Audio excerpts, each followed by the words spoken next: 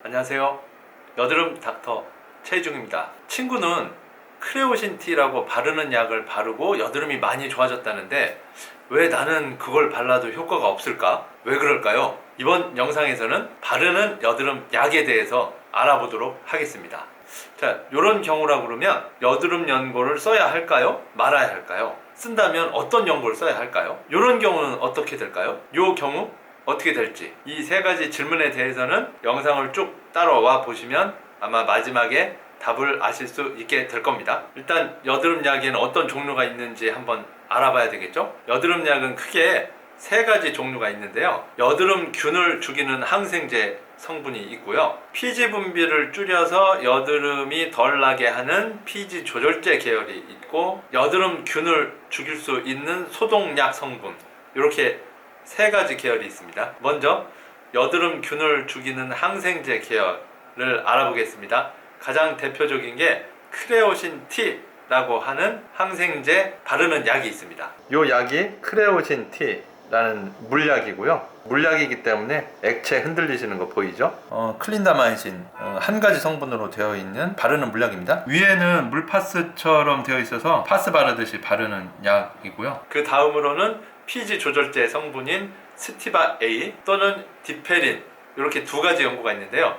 스티바 A하고 디페린하고는 둘 다 피지 조절제인데 만드는 회사가 달라서 이름이 다를 뿐이지 결국은 피지 조절제 성분으로 되어 있습니다. 스티바 A라고 되어 있는데 유효 성분 트레티노인이라고 되어 있죠. 요 한 성분으로만 되어 있는 게 요 스티바 A입니다. 그 다음으로는 여러 가지 성분이 섞여 있는 듀아겔, 에피듀오겔이라는 연고가 있는데요. 듀아겔 바르는 연고이고요. 유효 성분 클린다마이신이라고 적혀 있는 거 보이시죠? 그 밑에 또 유효 성분 과산화 벤조일이라고 되어 있습니다. 과산화 벤조일, 요게 그 살균 효과, 한마디로 소독약이 되겠습니다. 듀아겔은 두 가지 성분이죠. 항생제와 소독약. 화농성 여드름에 여드름균이 있을 경우에 쓰이면 효과적이라는 의미가 되겠습니다.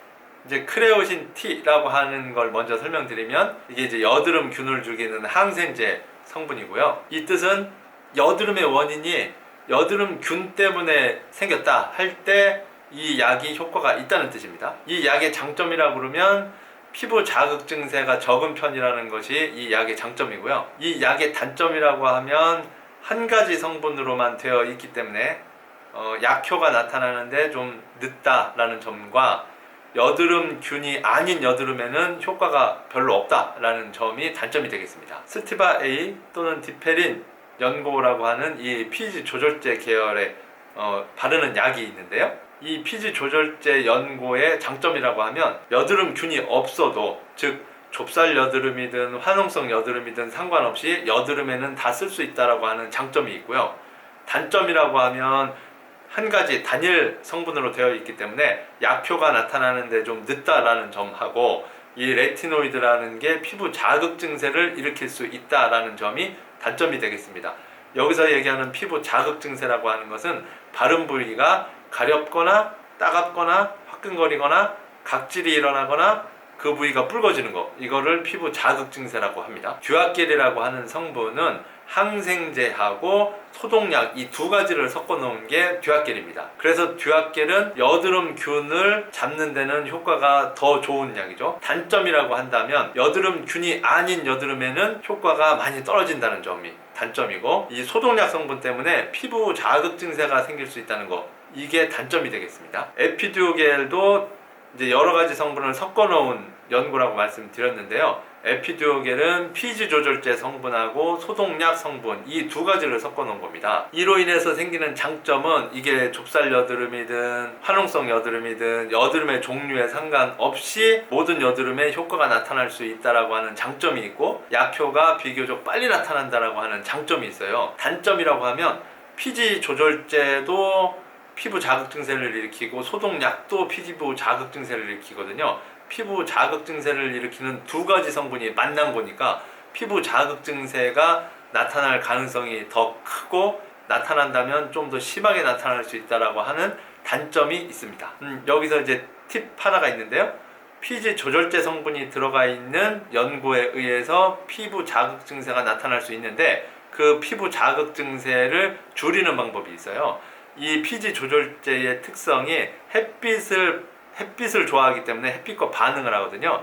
그래서 햇빛이 없는 밤 시간에 발라준다 그러면 피부 자극 증세를 많이 줄일 수가 있습니다. 이제 제가 영상 처음에 드렸던 그 세 가지 경우에 대해서 이제 답을 알아보도록 하겠습니다. 이 첫 번째 사진은 염증이 없는 좁쌀 여드름이죠. 염증이 없는 좁쌀 여드름이니까 여드름균 죽이는 성분은 효과가 없다는 뜻입니다. 그래서 이 경우는 피지 조절제를 바르면 되겠습니다. 이 두 번째 사례는 화농성 여드름이고 몇 개 없죠. 소수의 화농성 여드름입니다. 이 경우는 여드름균을 죽일 수 있는 연고를 쓰면 되겠죠. 크레오신 T도 효과적일 거고 그 에피듀오겔이나 듀악겔도 효과적일 겁니다. 물론 피지 조절제 성분인 티바 A 또는 디페린 이것도 효과가 없는 건 아니나 다른 약들에 비해서는 단일 성분으로 돼 있으니까 스티바 A, 디페린은 약효가 좀 늦게 나타나겠죠.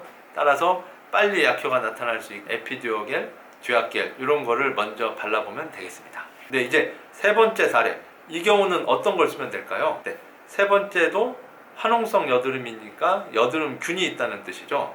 근데 이 경우는 여드름 연고를 잘 안 씁니다. 왜 이때는 여드름 연고를 안 쓸까요? 이 경우는 화농성 여드름이 심한 경우죠. 화농성 여드름이 심할 때는 바르는 연고로는 역부족인 경우가 많습니다. 그래서 이때는 먹는 약으로 대체를 해야 어느 정도 여드름이 잡힐 수가 있습니다.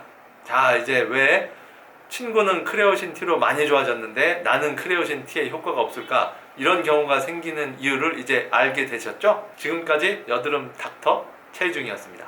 감사합니다.